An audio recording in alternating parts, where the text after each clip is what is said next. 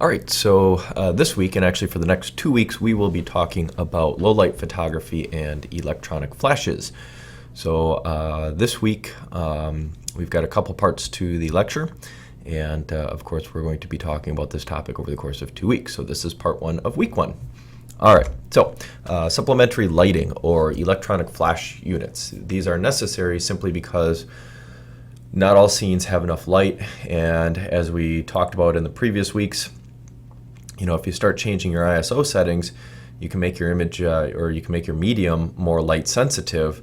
The problem is you have that downgrading of the photo quality. Now, for the most part, when you're just taking pictures that are going to be projected on a computer screen here or are going to be printed, as a little tiny 4x6, we can very easily take that degradation of the quality. But if you're going to be presenting something and projecting it up on a big screen for court or giving stuff over to the news media that might be broadcast on TV, now suddenly we want some better quality photos. So by using an electronic flash, we can add the extra light that is needed to our scene so we don't have to worry about degradations from ISO settings. We also don't have to worry about blurriness from having a very slow shutter speed. We don't have to worry about some of the depth of field issues that comes with playing with our apertures and the f-stop settings. So it becomes kind of that balancing game here now of adding one more thing. We had that that triangle type thing of getting good exposure, balancing off your shutter speed, your aperture, and your ISO settings.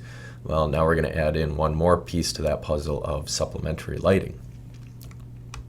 Now, the other thing too is we'll hit on some of this as we go through it, but sometimes a little bit of electronic flash can help when we're out in our daylight situations and in some specialty lighting situations, and we'll get to that probably in the next lecture, not this one. All right, so our flashes have evolved. You may have seen old photos of different things going on where our flashes were literally just like a gunpowder, and you had the photographer would have an initiator that would spark off the gunpowder, creating a small explosion of light and allowing us to capture an image. As we move forward in time, we had our one-time use light bulb flash bulbs. They would produce a brilliant light and would then go, not be able to be used again.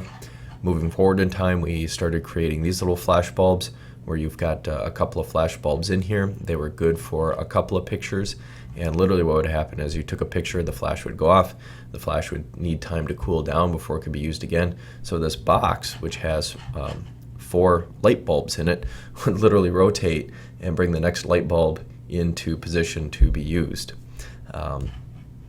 And now we have more of our traditional today's electronic flash units. Don't forget, cameras have flashes built into them, especially our point and shoot cameras will have a flash built right in. Cell phones have flashes built in these days, so there are a lot of different flash units out there.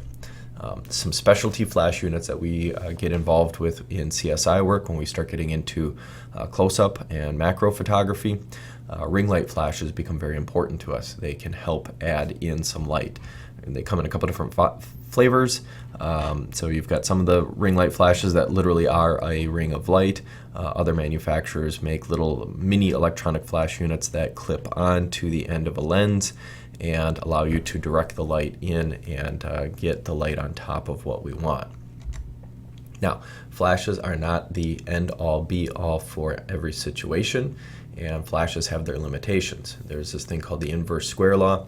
It basically talks as we start going further away from the camera, we have a diminishing returns for our flash. So essentially the amount of given light that it takes to cover a 1 square foot area, as we go out twice the distance, we end up needing 4 times as much light to cover that area. As we increase the distance again, 3 times the distance, we end up with 9 times as much light. 4 times the distance, we need 16 times as much light. Illustrating this, great little photo of taking a picture standing at the back of the airplane, and look at, here we are in the first foot away from us. We can see the backs of these seats. Everything looks proper. You can, see this back of the seat pocket with the magazine. And as we start moving down the plane, it starts to kind of get shadowy and darker. By the time you get up here, this guy's basically just in a shadow. He's got a little bit of light coming from the window that helps you see him. But up here, the overhead bins are kind of that off-white color. and as we come down, the overhead bins start to kind of get cast into very dark khaki colors. So just rehashing this, the intensity of our light is proportional to the distance, and the further from the flash, the less light that's produced. So we're looking at it one more time, but keep this in mind, as we start going out in an outdoor crime scene. Here we also have street lights, so you can see that this tree is illuminated by the street light from overhead, but the bottom of the tree, you're not getting as much illumination. So here, again, we have a street light, but the street light is illuminating the tops of the tree. Our flash is allowing us to illuminate more, but as we get further away, we're losing our flash intensity. One other thing that happens with flashes that we have to be mindful of is a flash intensity error, such as this, where we end up with a reflective or wet surface reflecting our flash back at us. Another flash intensity error when we start dealing with car crashes. And you have reflective striping on vehicles, especially emergency vehicles, where you end up with the reflective striping reflecting the intensity of the flash and then dulling out the rest of the vehicle, or causing us an issue with the vehicle, so that the flash on this reflective material. So with some of these reflective materials, if you come at an angle, it won't reflect as much. So maybe take your photography from a different side, or bring your lighting source off to the side. Turn off your flash if you can, and use the other settings to illuminate the scene. Other options potentially.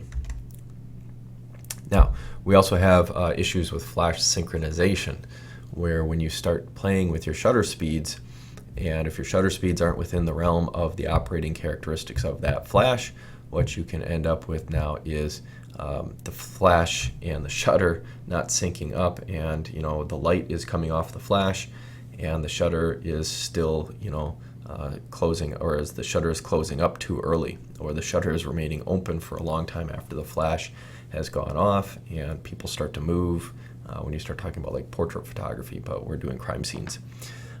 So here's kind of some examples where the flash and the shutter aren't quite in sync.